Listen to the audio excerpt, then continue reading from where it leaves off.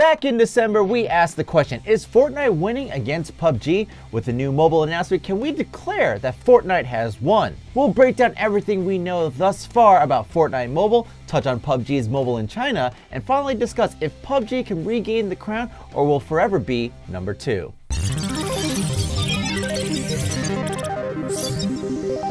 Welcome to Leaderboard. I'm Darrian P. Mack. And my name's Nicky. And like we said in the beginning, we're just going to be touching on everything that we know about Fortnite's mobile. The news on this keeps rolling out. It's quickly evolving. But before we jump into anything, I got to put out this disclaimer, because we always get hit up in the comments about this.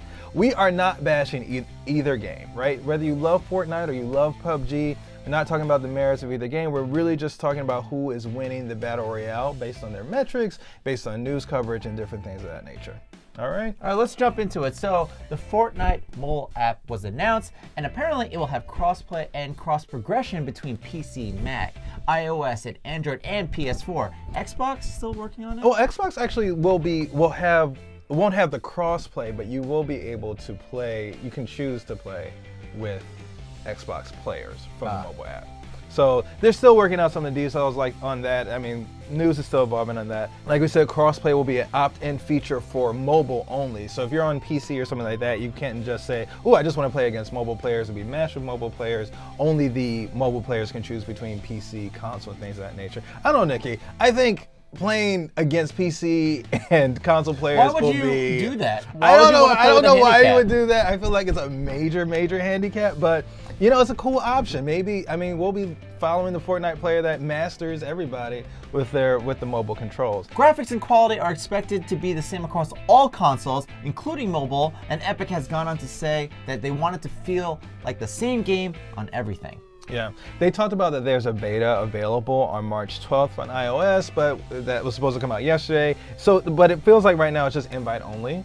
We haven't seen any real details on the beta or when exactly that's going to launch. Obviously, if you have an Android phone, you're going to have to wait a little while because they're primarily developing for iOS. I actually want to know why they're making that decision, considering that Android is cheaper, it has more players, and it's easier to develop for. But you know, I'm not going to question Epic right now.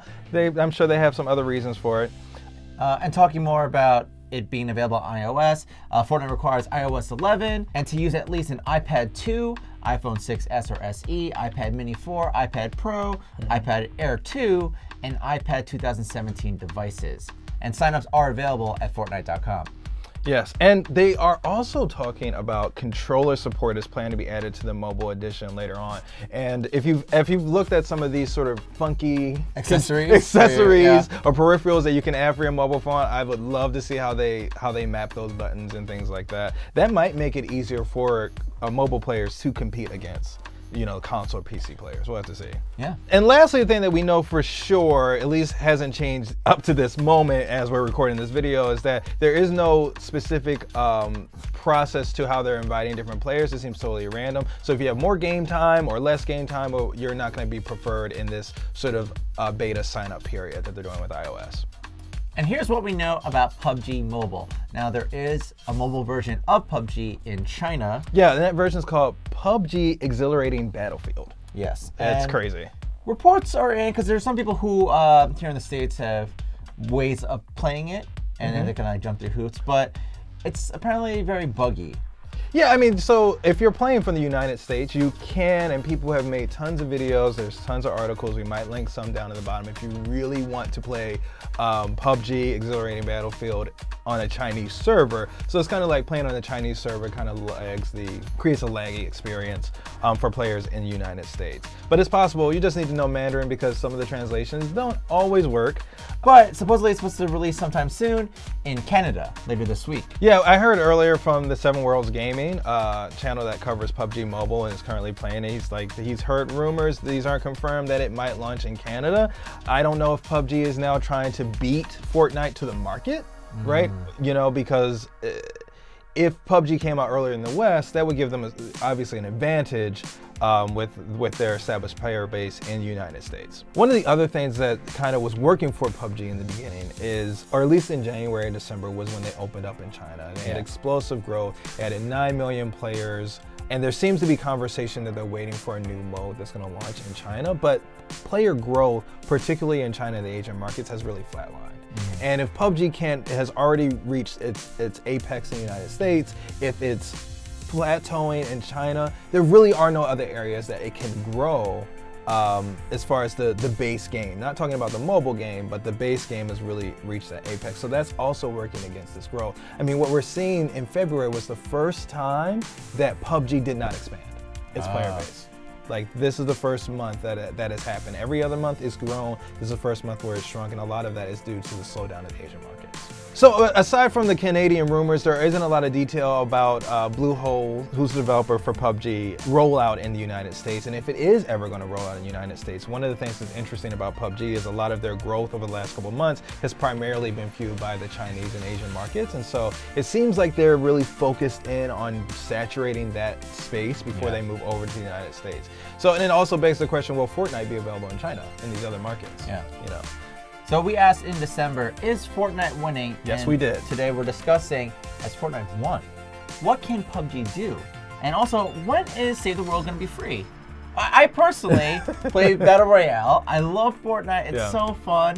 You've gotten quite a few victory royales in a Season variety 3. of modes. Season 3, I got Nicky's. that paper parasol with the red dragon. Yeah. I'm trying to get there. And you know, I'm still like, I haven't paid for the Save the World mode yet because the Battle Royale genre, I get my fix playing this. Yeah, I mean, there's so many questions to ask, right? Like you were saying, is to Save the World dead? Like, for me, I'm more interested in the story of Fortnite than I am in actually playing the game most of the time. Like, how this game went from being practically nothing in September or in August, around the time it launched, to quickly surpassing PUBG, right? As far as concurrent players, at least according to Epic's numbers, as far as concurrent players are concerned, as far as actual user base is concerned. I do want to point out, one of the things we always get called out for when we do these type of videos is the difference in price, right? PUBG, you still have to pay for, and Fortnite is free. But so, they sold 30 million copies, PUBG? Yeah, PUBG sold 30 million copies, so that's impressive.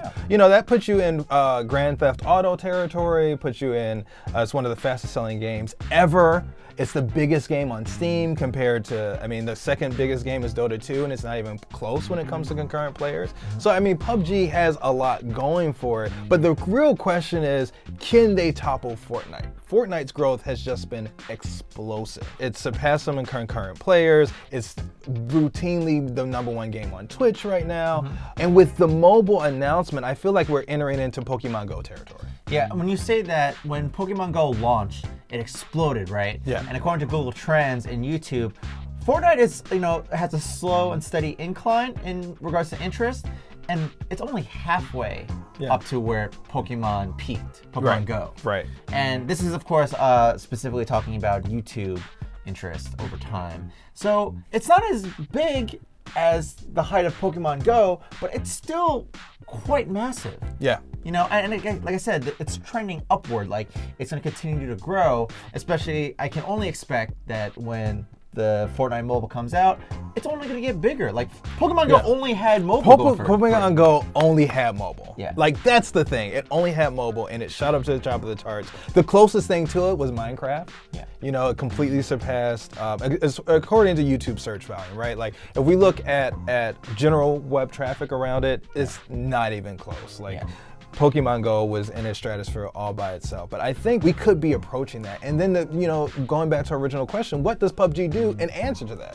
Unless they try to roll out in China, in the United States, unless they are getting their servers together, because there are still, you know, I know PUBG people are going to be upset with me for this, but the game is not as optimized. The net code for it is still, it still struggles. And when you are looking at Fortnite, which is updating weekly, I mean, you're talking about jetpacks now. There are hoverboards in Save the World. There seems to be no limit to how vertically high you can build. It's like there's literally, in-game, there's no ceiling, and it seems like there's no ceiling when it comes to the player base that can actually attain and get used to the game. I mean, the other advantage that it has is that it's not as complicated.